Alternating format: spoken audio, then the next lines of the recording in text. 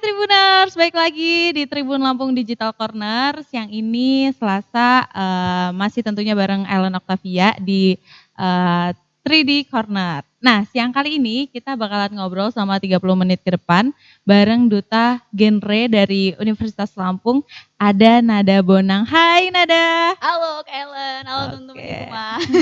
Semangat banget ya ini ya. Jadi Tribuners juga harus semangat karena kita hari ini bakal ngomongin soal generasi berencana. Oke. Nada ini genre dari Unila ya? Iya, sebenarnya aku bukan first winnernya, aku runner up. Oke. Jadi yang first winner sekarang kayaknya lagi ini ya, lagi sibuk-sibuknya juga, lagi daftar yang di provinsi, lagi misalnya tahap seleksi. Karena kemarin setelah dari Unila kita dikirim ke provinsi untuk ikutin provinsi. Oke. Nah, ngobrolin soal generasi berencana.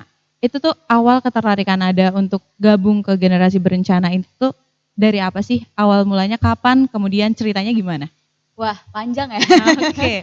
Tapi nggak apa-apa deh, kita runut dari awal, nggak apa-apa ya Kak ya. Oke, kita cerita di sini. Jadi aku tuh awalnya memang udah sempet tahu soal genre ini karena kan waktu tahun 2017 aku sempat ikutan salah satu kegiatan yang di nasional juga, namanya Zetizen. Nah, waktu itu aku bertemu dengan banyak teman-teman dari seluruh provinsi di Indonesia.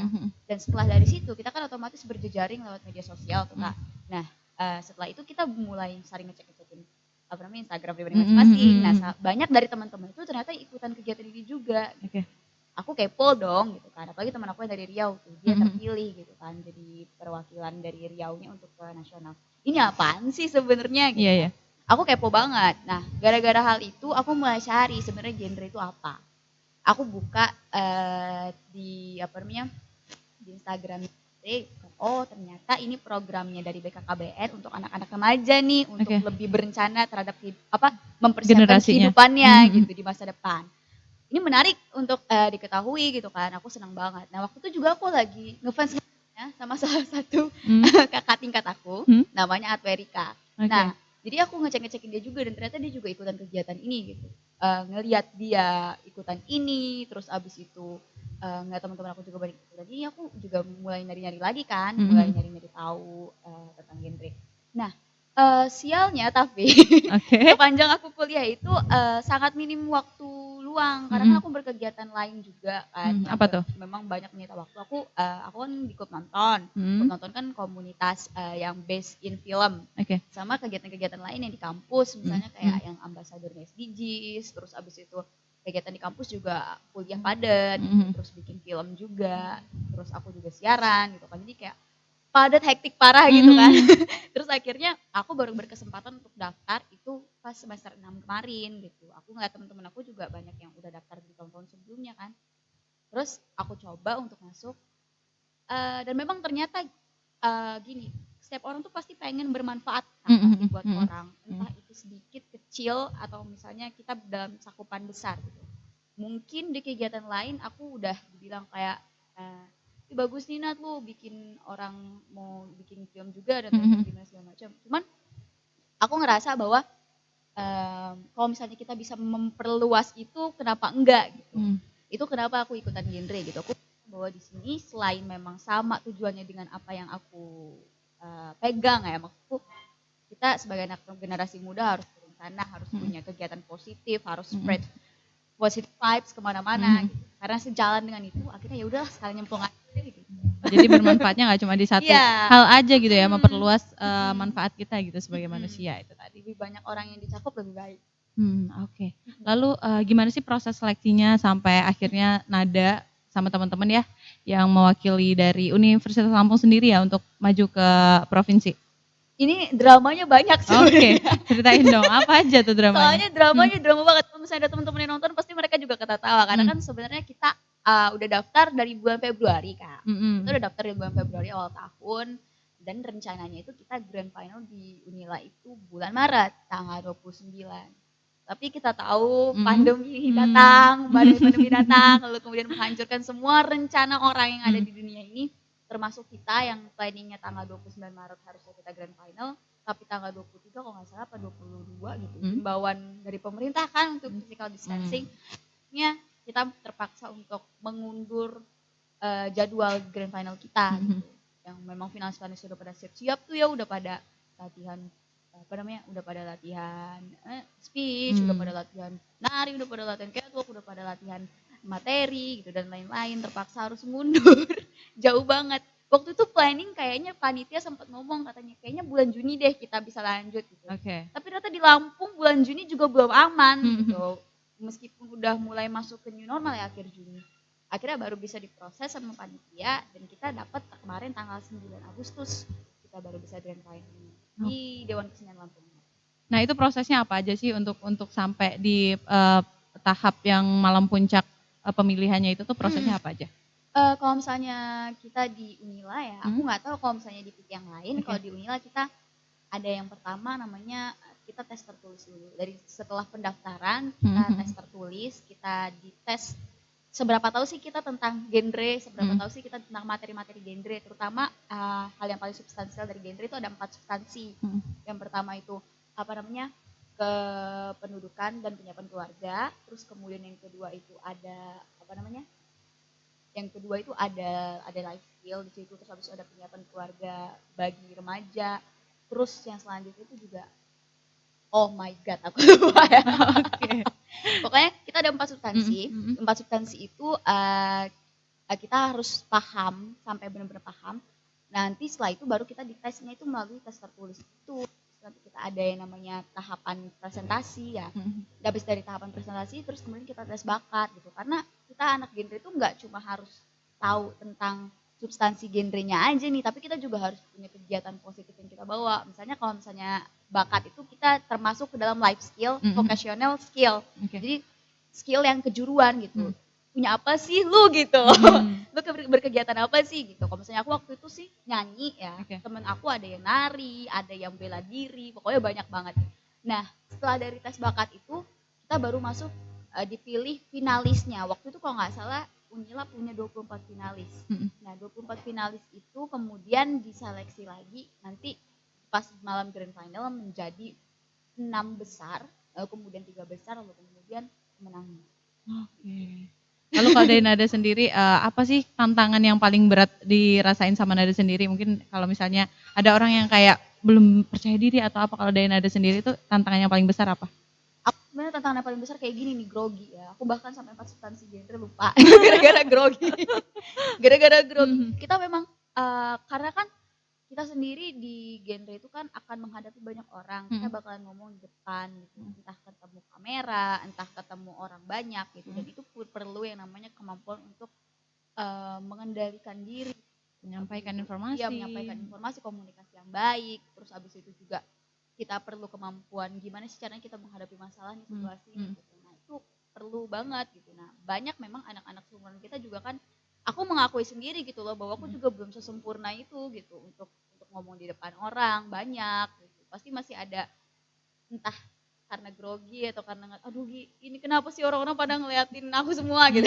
Itu biasanya kayak gitu sih. Itu sih yang paling paling menantang menurut aku. Gitu. Tapi kalau misalnya tadi kan balik lagi ke genrenya sendiri ya.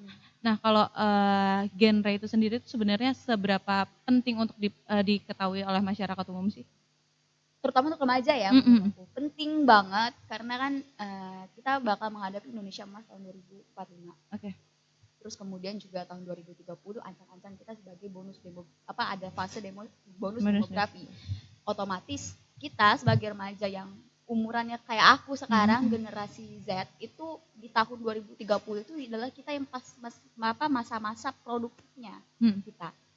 Kalau misalnya kita nggak mempersiapkan diri dari sekarang, nggak berencana untuk tahun segitu kita mau ngapain, otomatis kita bakal ketinggalan, banget ketinggalan. Karena Indonesia juga nandatangani masyarakat ekonomi ASEAN gitu kan, yang otomatis kita harus bersaing dengan orang-orang dari ASEAN lainnya gitu untuk mendapat pekerjaan di sini. Itu membuat harus ekstra, nggak bisa kayak dulu lagi gitu. PNS juga kalau nggak salah dikurangin ya jatahnya gitu kan, kita kan jadi banyak membaca dari mana-mana gitu. Otomatis kita juga harus membuka, misalnya punya ide baru untuk membuka lapangan pekerjaan baru kah gitu. Misalnya punya usaha sendiri atau gimana, atau misalnya sekarang hits creative designer gitu karena kita udah di era 4.0 gitu. Yang seperti itu sih kita biar lebih siap untuk kedepannya. Dan untuk yang generasi Alpha juga setelah kita juga harus begitu. Dan sebenarnya tujuannya menurut aku sih sejalan dengan SDGs ya, goals, karena kan kita kan berkelanjutan. Kita dalam semua lini kehidupan berkelanjutan supaya nanti ke depannya bisa terus berlangsung seperti itu, berlangsung lebih baik lagi. Termasuk salah satunya dalam penyiapan kehidupan berkeluarga.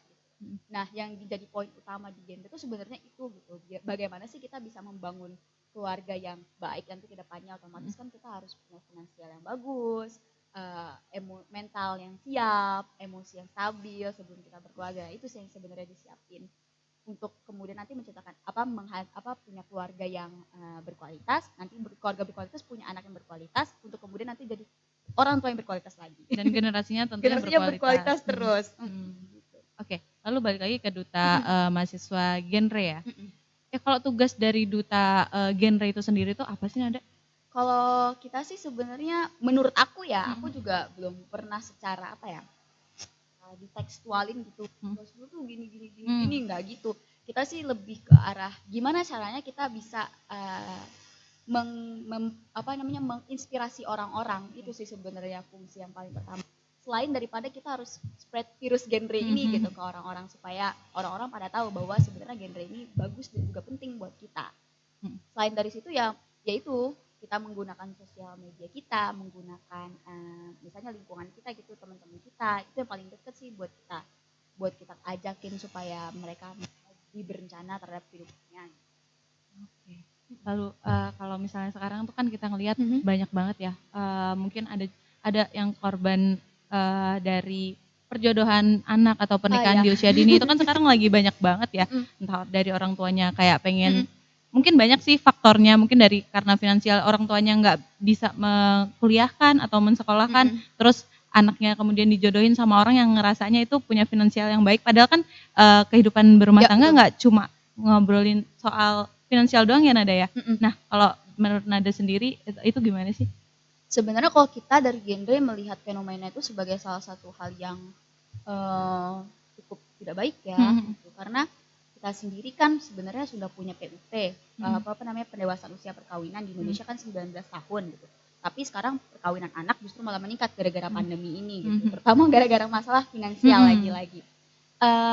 Kita sebenarnya secara idealnya itu kita punya 5 transisi masa remaja. Yang pertama itu kita harus menerapkan pola hidup bersih dan sehat. Kita melanjutkan pendidikan, lalu kemudian setelah melanjutkan pendidikan kita mendapatkan pekerjaan, dari mendapatkan pekerjaan baru kita menikah, lalu kemudian setelah menikah kita terjun ke masyarakat untuk melakukan pengabdian bekerja, lalu kemudian misalnya memberikan manfaat yang baik untuk masyarakat gitu. Nah, kalau misalnya 5 transisi masa remaja ini terputus, misalnya kita belum selesai pendidikan kita belum selesai tapi kita sudah menikah, itu pasti ada sesuatu yang nanti akan menjadi problem gitu di dalam kehidupan si anak tadi gitu, kehidupan remaja tadi gitu. Nah, melihat fenomena sekarang gitu kan, kita juga cukup sulit ya sebenarnya untuk melakukan himbauan-himbauan yang seperti itu. Pemerintah udah punya PUP tapi masyarakat masih ada yang seperti masih itu. Tetap aja gitu ya. Di sini ada sebenarnya salah satu hal yang kita sering bahas juga di dalam forum. Jadi kalau misalnya sudah keterlanjuran terjadi seperti itu, ada hal yang yaitu misalnya mereka menunda waktu kehamilan mereka gitu. Harus di atas 21 tahun kalau menurut BKKBN. Kenapa 21 bagi perempuan? Karena pada saat 21 tahun itu secara badan, fisik, biologis, mental itu udah lebih siap untuk orang tua ketimbang sebelum umur itu gitu. Karena resikonya banyak banget kalau misalnya sebelum 20 tahun udah punya anak, itu resikonya besar terjadi di kehamilan, misalnya anaknya amit-amit jangan sampai ya teman-teman, itu lahirnya tidak sempurna, lalu kemudian ibunya mengalami pendarahan misalnya pada saat melahirkan, itu kan sangat berbahaya, meningkatkan angka kematian bayi, angka kematian ibu gitu kan, bisa menyebabkan stunting juga mungkin barangkali gitu kan. Nah itu sih yang sebenarnya jadi concern kita di situ. Jadinya memang harus memberikan wawasan kepada masyarakat, tapi khususnya untuk remaja untuk menghindari hal tersebut gitu ya. Nah, lalu kalau dari genrenya sendiri kan ada sekarang di PIK Raya Unila ya. Nah, itu kegiatan-kegiatannya apa aja sih yang tujuannya untuk menyebarkan informasi itu tadi ya?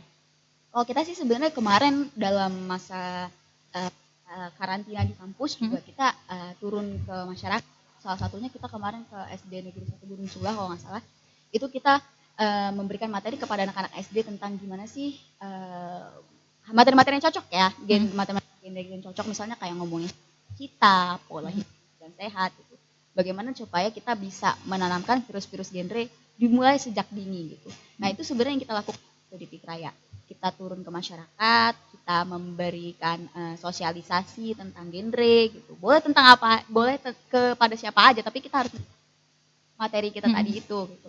Kemarin juga selesai project ke kampung KB, kampung apa namanya, keluarga berkualitas. Berkualitas sekarang udah rebranding. Udah rebranding berkualitas. Ke kampung KB mereka juga ada beberapa yang disampaikan misalnya tentang kenapa sih alat kontrasepsi itu penting gitu. Kenapa sih harus kehamilan, kenapa sih harus menjarangkan kehamilan gitu. Kenapa harus bedanya mendingan kita idealnya tuh bedanya usia anaknya tuh rentangnya itu 3 sampai 5 tahun gitu. Itu mereka kasih informasi gitu ke masyarakat. Itu sih sebenarnya yang kita lakuin, menyebarkan virus genrenya lebih luas aja. Oke. Lalu kalau untuk remaja-remaja sih di usia kita ini ya, maksudnya anak-anak muda gitu, apa sih sebenarnya yang harus dilakukan ketika kita nih udah ada keinginan untuk menikah? Lalu apa sih hal-hal yang harus diperhatikan gitu? Ini yang penting. Jadi sebelum menikah itu ada 10 dimensi kesiapan berkeluarga. Jadi kalau misalnya kita merasa bahwa kita sudah siap ke 10 poin itu baru dikatakan oke gitu ya. Oke.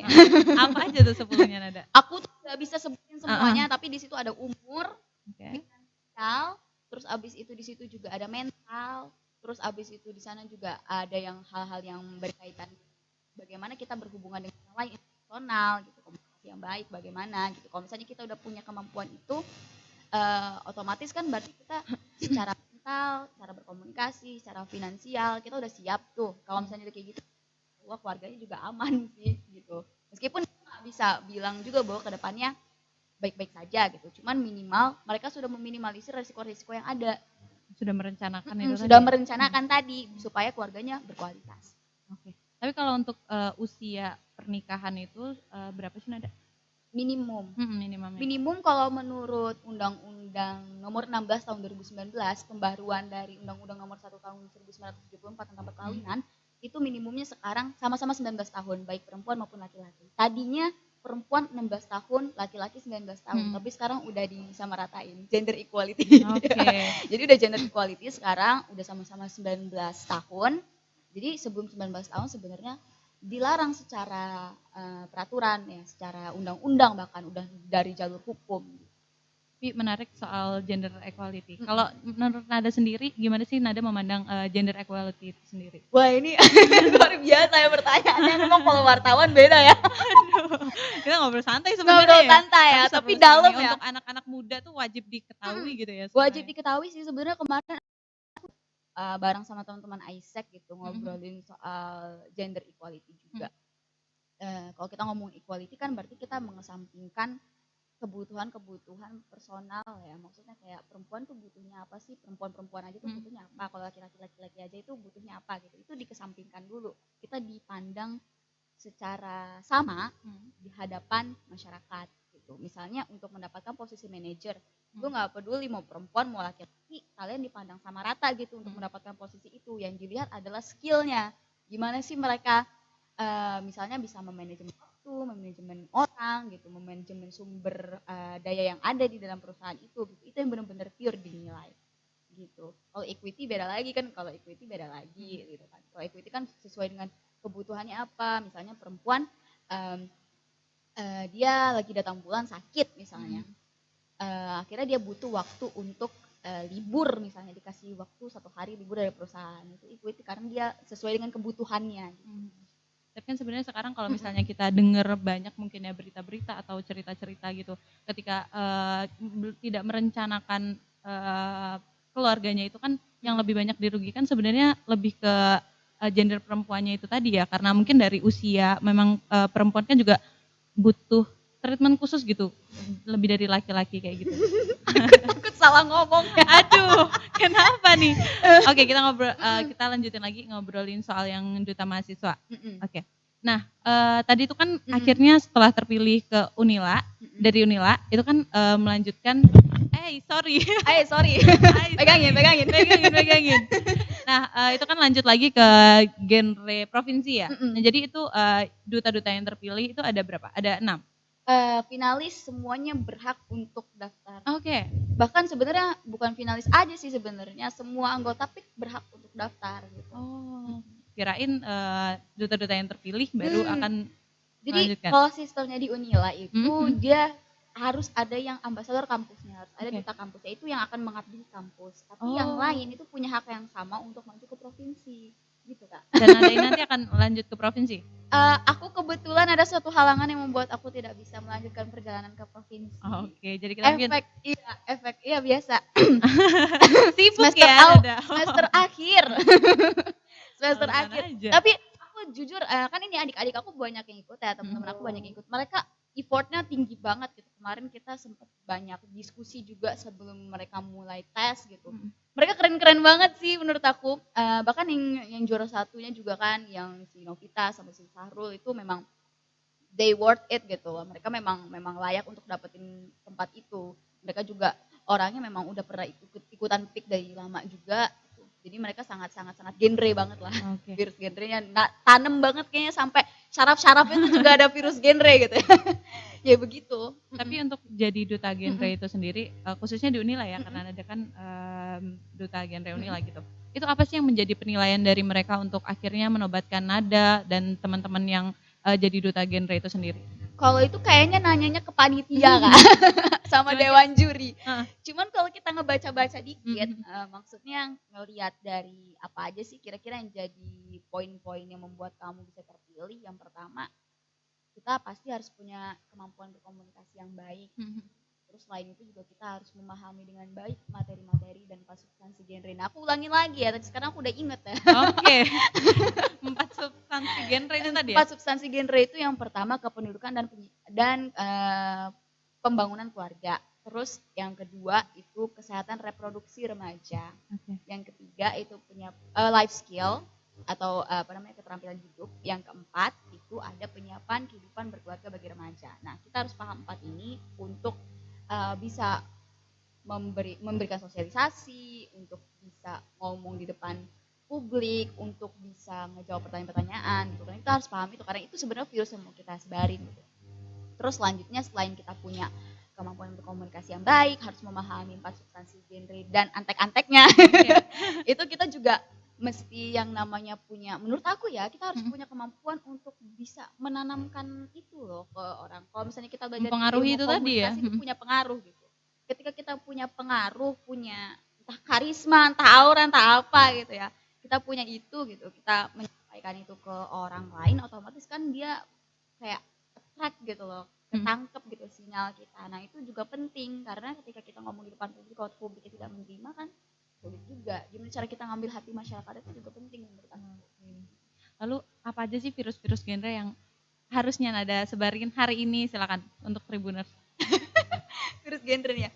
Buat kalian teman-teman ya, kita kan lagi ngadepin masa pandemi, otomatis banyak banget masalah yang terjadi di kita gitu. Selain kita mungkin ada beberapa dari kalian yang punya toxic parents gitu kan. Terus mungkin beberapa dari kalian juga banyak yang putus sekolah karena finansial, atau kalian terpaksa harus pulang karena kalian di PHK gitu. Itu nggak apa-apa, kalian masih punya banyak kesempatan di depan. Kalian harus menjadi tipe remaja yang climbers atau pendaki, nggak pernah stop berhenti, karena kita belum sampai puncaknya. Kita sekarang belum sampai puncaknya, bahkan puncaknya mungkin belum kelihatan. Jadi terus aja berjalan, tetap berpikiran positif dan yakin kalau misalnya kalian sudah melakukan sesuatu itu pasti ada balasannya. Dan itu pasti akan sesuai dengan apa yang sudah kalian lakukan. Ketika kita berpikir sesuatu yang positif, hal positif juga akan datang kepada kita karena tubuh kita ini magnet yang menarik energi-energi dari luar kita. Ketika kita berpikir negatif tadi, maka yang datang ke kita negatif. Makanya berpikiran positif terus. Oke, nah kita tadi udah banyak banget ngobrol soal genre ya, generasi berencana. Sekarang kita akan mengulik personal dari Nadanya sekarang. Oke. Selain sibuk di genre ya, itu sekarang kesibukannya apa lagi sih? Aku mahasiswi ya. Okay, mahasiswi bukan cowok, cewek. Aku mahasiswi di Universitas Lampung, jurusan Ilmu Komunikasi, baru mau masuk semester 7. Okay. Dan di semester 7 ini aku harus menghadapi PKL atau praktik kerja lapangan magang. Sekarang aku lagi berproses untuk magang di Jakarta. Insya Allah tanggal 4 nanti udah bisa mulai. Ketahuan sekarang kenapa dia nggak mau lanjut ke genre provinsi? Iya, sorry. Nggak bisa. Iya, nggak bisa lanjut. Jadi aku kemarin juga sempet galau tuh mikir, aduh ya ampun gimana ya. Aku juga sebenarnya sangat tertarik gitu untuk bisa spread yang lebih banyak lagi kepada orang yang lebih banyak lagi. Ya, mesti ketemunya orang-orang yang banyak gitu dari karakteristik yang berbeda-beda itu tadi. Tapi ya ini kan kita kan semua pandemi ini kan sebenarnya udah bikin timeline tahunan misalnya, udah bikin rencana tahunan, agenda tahunan. Aku udah bikin agenda tahunan dan seharusnya genre itu selesai sekitar bulan Juni. Setelah bulan Juni genre pemilihannya selesai, otomatis kan kita memang akan melakukan campaign ya masyarakat, tapi kan tidak sepadat ketika kita melakukan seleksi. Jadi aku bisa bisa selesai di bulan Juni, lalu kemudian aku melanjutkan PKL aku gitu bulan Juli. Tapi ternyata ya kita nggak bisa ngomong apa-apa, COVID datang mengacaukan semua rencana orang, termasuk rencana aku. Jadi ketika kita bertabrakan urusan ini dan urusan kampus, aku harus memilih mau nggak mau. Mau nggak mau, dan aku nggak mungkin izin kalau misalnya aku udah masuk kerja aku izin, itu kan nggak etis sekali menurut aku. Jadi oke deh, maaf ya teman-teman, semangat buat kalian. Oke. Tapi selain itu kesibukan Nada apa lagi sih? Aku selain lagi nyiapin PKL-ku untuk tahun ini, aku memang dari tahun 2017 aktif di klub nonton.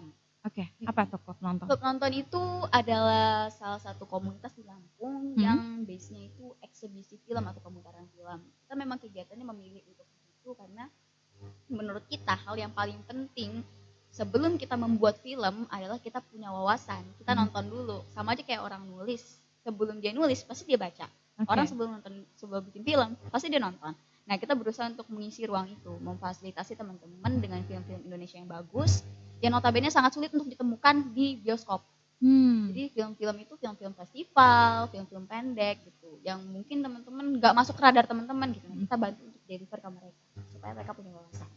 Oke. Nah itu kegiatannya ngapain aja sih? Oke, tentunya nonton ya. Iya, cuman kegiatannya tuh seperti apa sih nontonnya? Apakah nontonnya di bioskop tapi sewa bioskopnya atau seperti apa kegiatannya? Banyak sebenarnya. Kita ada beberapa program yang kalau misalnya kita sih sebenarnya lebih senang dengan konsep nonton yang berskala kecil, tidak terlalu besar gitu, karena lebih intim menurut kita kan.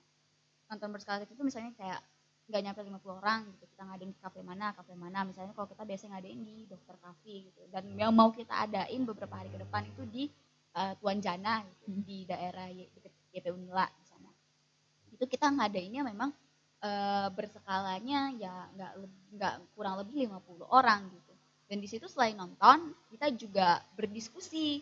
Jadi setelah kita nonton, kita diskusi tentang film ini, film sebenarnya bahas apa sih gitu. Atau misalnya gimana sih caranya, tadi kayaknya ada gambarnya ada yang aneh banget tuh, gimana sih cara bikinnya, itu ngeditnya gimana gitu. Kita diskusiin itu bersama teman-teman. Sama teman-teman komunitas dari komunitas yang lain yang kita undang juga ke dalam forum itu. Nah, selain dari situ, selain kita bikin pemutaran skala kecil, kita juga sering pakai gedung pementasannya DKL. Di situ kita pakai untuk pemutaran-pemutaran yang misalnya ada event Hari Film Nasional nih di bulan Maret, itu kan tanggal 29 Maret atau 30 Maret itu 30 Maret itu adalah Hari Film Nasional. Nah, kita mengadakan pemutaran untuk merayakan hal-hal kayak gitu. Itu biasanya kita pakai di DKL. Nah, selain dari situ juga biasanya ada tawaran dari Jakarta. Halo teman-teman Lampung, gimana? Bisa nggak nih ngadain nobar gitu. Nah, akhirnya kita yang manage di sini untuk ngadain nobar film apa gitu. Nah itu sekarang anggotanya udah ada berapa banyak sih Nada? Nggak banyak. Kalau anggota sih, beda ya pengurus ya kalau ngomongnya. Anggota sih sebenarnya menurut aku siapapun yang pernah datang ke acara klub nonton adalah anggotanya klub nonton. Berarti gue adalah anggota klub nonton. Nah, dia pernah nonton waktu itu kayaknya acara Hari Film di Pekor waktu itu. Itu di gedung apa ya? DKL. Oh iya, di situ waktu itu pernah nonton beberapa film di. Oh iya kayaknya itu deh tahun lalu ya deh. Iya, Mbak Uta yang datang ya? Iya. Hari ini. Oke, berarti anggota klub nonton ini ya? Anggota klub nonton, wah nice. Karena kan komunitas itu kan kita tidak membatasi jumlah ya, beda dengan organisasi. Organisasi kan pasti ya lu yang terdaftar di situ yang jadi anggotanya gitu. Kalau komunitas kan dia lebih fleksibel gitu. Menurut kita komunitas kita ya anggotanya ya semua yang pernah datang gitu, semua yang pernah terlibat secara langsung maupun tidak langsung dengan klub nonton gitu. Sementara pengurus ya kita memang ya orangnya segitu-segitu aja sih. Gak pernah lebih dari 20, 15, kurang dari 15 ada yang hilang atau ada yang masuk lagi. Ini namanya juga komunitas, kita nggak bisa memaksakan orang untuk tetap stay di situ gitu. Kita kan semua datangnya dari hati. Dia segitu-segitu aja anggotanya ya. Sekarang sih kayaknya ya sekitaran 10, 11-an gitu ya. Nggak banyak, orang-orangnya nggak banyak. Tapi kenapa sih memilih film-film yang film-film yang kayaknya nggak orang-orang belum banyak tahu gitu ya. Tapi sebenarnya bagus sih. Maksudnya ketika kita nonton yang waktu itu kan kita nonton yang buatan teman-teman yang ada dari Lampung waktu itu. Mas Aji ya, Ranbuiran waktu itu. Sebenarnya banyak film-film bagus kayak gitu. Dan kenapa sih klub nonton tuh memilih untuk independen dan memilih untuk memutarkan dan memilih film-film yang seperti itu? Sejalan ya sama sebenarnya kita, baik komunitas-komunitas film di luar itu kebanyakan juga sama kita. Mereka memilih untuk jadi independen karena mereka merasa bahwa kalau misalnya kita ikutin industri, kita ngikutin industri misalnya, ya mereka yang diputerin filmnya ya punyanya orang-orang itu lagi. Sementara sebenarnya banyak gitu film bagus yang patut dan layak diapresiasi. Nah, kita memberikan ruang di situ, kita memutuskan untuk masuk ke bagian itu. Kita memberikan ruang bagi teman-teman untuk lebih berwawasan terhadap film-film yang sangat sulit mereka akses. Bahkan kadang-kadang kita nyari mau kayak gimana juga mau sampai website bajakan, meskipun jangan ya di website bajakan. Itu nggak bakal ada gitu. Itu nggak bakal ada karena nggak di kemana-kemanain sama si filmmaker dikit gitu, atau mungkin dimasukin kayak di platform Vitsy gitu. Itu meskipun ada misalnya di platform Vitsy, tetap orang nggak tahu karena nggak punya wawasannya. Nah itu kita untuk berusaha untuk mengisi bagian itu. Oke, itu tadi ya. Kayak naif banget ya ngomongnya. Oke, itu tadi obrolan kita hari ini sama Nada ya, sangat menginspirasi ya. Selain sibuk di banyak hal sibuknya ya, karena kenapa sih pengennya sibuk di banyak hal itu kenapa? Padahal kan sesuatu dua hal atau beberapa hal yang sebenarnya nggak ada kaitannya. Atau misalnya kayak gini, kalau ketika kita misalnya nih satu orang gitu, fokusnya di satu hal gitu, dan itu biasanya keterkaitan gitu. Kalau Nada ini kan nggak ada kaitannya ya antara genre kemudian dengan klub nonton itu. Kenapa sih memilih untuk banyak hal?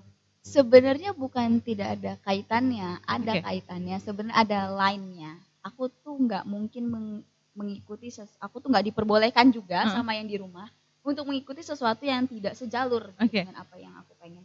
Pasti setidak-tidaknya ada satu hal yang jadi benang merahnya. Nada mau menarik benang merahnya. Benang merahnya. Apa itu? Basic aku misalnya aku memang dari tahun 2017 sudah di film. Aku di film dari tahun 2017. Sebelumnya aku di sastra. Tahun 2014 sampai 2017 itu aku aktif ikut kegiatan baca puisi. Sampai ke FLS 2 Andi Nasional juga waktu itu di Palembang. Hari ini Nada akan baca puisi, oh enggak ya? Enggak, tolong.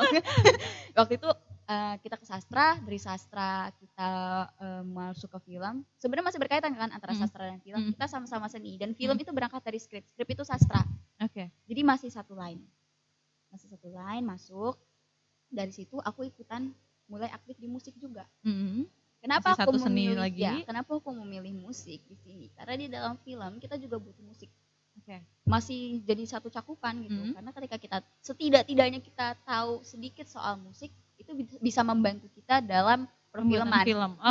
Dalam pembuatan film.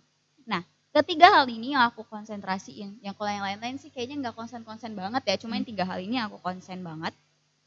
Aku juga di musikin juga kemarin ikutan Song Per Day sempat. Nah ini ketiga hal ini itu kalau ditarik garis benang merahnya di genre itu masuk ke vocational life skill. Vocational skill, apa skill kejuruan. Skill kejuruan itu adalah sesuatu yang kita punya tapi menjurus kepada sesuatu. Misalnya kayak kita pengen jadi Kalau aku sih sekarang kan cita-citanya pengen jadi publicist film gitu ya, otomatis harus punya kemampuan speak yang baik, negosiasi yang baik. Nah negosiasi baik itu juga seni loh, seni bicara loh, seni menuturkan kata, seni menyusun kata demi kata, itu kan termasuk di sastra juga. Bagaimana delivernya itu kan belajar dari baca puisi. Baca puisi itu kan bagian dari teater. Bagaimana kita berdramatik di depan orang, bernegosiasi, itu juga belajarnya dari situ. Kemudian di musik itu juga mempengaruhi kita. Di dalam komunikasi itu aku belajar yang namanya komunikasi nonverbal. Kita belajar bagaimana tone seseorang itu dapat mempengaruhi orang itu setinggi mana sih harusnya lo ngomong gitu supaya bisa mempengaruhi orang gitu. Itu kita belajar juga gitu. Nah itu kita belajar supaya bersuara enak, itu caranya adalah dengan mendengarkan musik dan berkegiatan musik. Wow. Aku ngelihatnya gitu ya. Aku ngelihatnya gitu. Jadi masih ada kaitannya. Oke Tribuners, ini waktunya udah lewat ya? Oh, udah lewat ya? Gak kerasa. Iya gak kerasa ya, seru banget ya obrolan kita hari ini ya. Oke, Nada, pesan terakhir. Pesan terakhir, maksudnya di segmen ini. Pesan terakhir untuk remaja-remaja ya, untuk teman-teman yang masih remaja, silahkan sampaikan pesanmu sebagai duta genre. Oke teman-teman semuanya, kita percaya bahwa sesuatu yang direncanakan aja kadang tidak berjalan dengan sesuai yang kita harapkan, apalagi yang gak direncanain. Jadi rencanakan masa depanmu. Kalau misalnya mau ikutan genre, dimanapun kalian berada, cari tip terdekat. Kalian bisa misalnya curhat ke sana, bagaimana cara kalian bisa menghadapi satu masalah dan lain-lain, karena di sana ada pendidik sebaya dan juga konselor sebaya yang akan membantu kalian untuk menyelesaikan masalah dan juga membawa kalian menjadi remaja yang lebih produktif. Karena bicara genre ini adalah bicara tentang generasi kita. Ya, yang produktif. Seru banget ya ngobrol sama Nada ya. Pembawaannya ceria. Harus kayak. Oke, Tribuners. Tribun Lampung Digital Corner hari ini sudah memasuki waktu selesai. Jangan lupa untuk tetap saksikan Tribun TV Lampung yang tayang setiap hari dari mulai 13.30 sampai dengan selesai di live streamnya Tribun Lampung. Saya Ellen pamit undur diri. Bye.